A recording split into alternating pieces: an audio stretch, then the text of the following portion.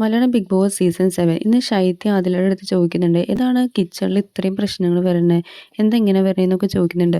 അപ്പോൾ അതിൽ പറയുന്നുണ്ട് അവിടെ ആയിരിക്കും കൂടുതൽ സ്ക്രീൻ സ്പേസ് കിട്ടുന്നത്, അത് മനഃപൂർവ്വം ചെയ്യുന്നതാണ് ഇങ്ങനെയൊക്കെ എന്നാണ് ആദില ശൈത്യയുടെ അടുത്ത് പറയുന്നത്.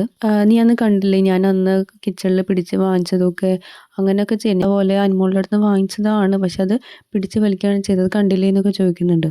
ആദിലും ശൈത്യം മാക്സിമം അനുമോളെ കുറ്റം പറയാൻ വേണ്ടിയിട്ടാണ് ഓരോരോ സമയങ്ങൾ ചെലവഴിച്ചുകൊണ്ടിരിക്കുന്നത്.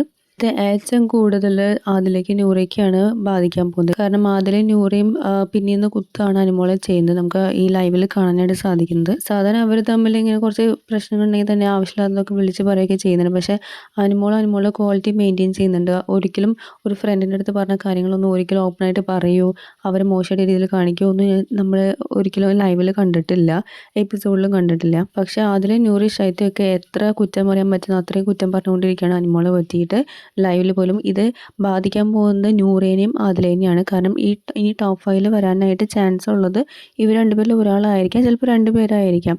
പക്ഷെ അത് ബാധിക്കാൻ പോകുന്നത് ഇവരാണ്. പക്ഷെ പോയ കണ്ടസ്റ്റൻസിൻ്റെ കൂടെ നിന്നിട്ട് കുറ്റം പറഞ്ഞു കഴിഞ്ഞാൽ അത് അവരെ എനിക്ക് കൂടുതലും എഫക്റ്റ് ചെയ്യുന്നത്. അത് മനസ്സിലാക്കാതെയാണ് ഇവർ രണ്ടുപേരും പെരുമാറുന്നത്.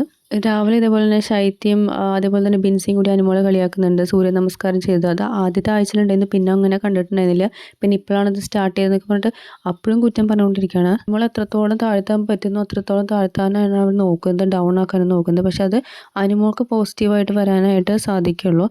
എന്തായാലും ഈ ഒരു സീസണിൽ കപ്പ് എടുക്കാനായിട്ട് ചാൻസ് ഉള്ളത് അനുമോൾ തന്നെയാണ്. കാരണം ഒരുപാട് കണ്ടന്റ് അനുമോളുടെ പേരിലാണ്, ഒരുപാട് പ്രശ്നങ്ങൾ ഫേസ് ചെയ്തത് അനുമോൾ തന്നെയാണ് ഈ ഒരു സീസണിൽ.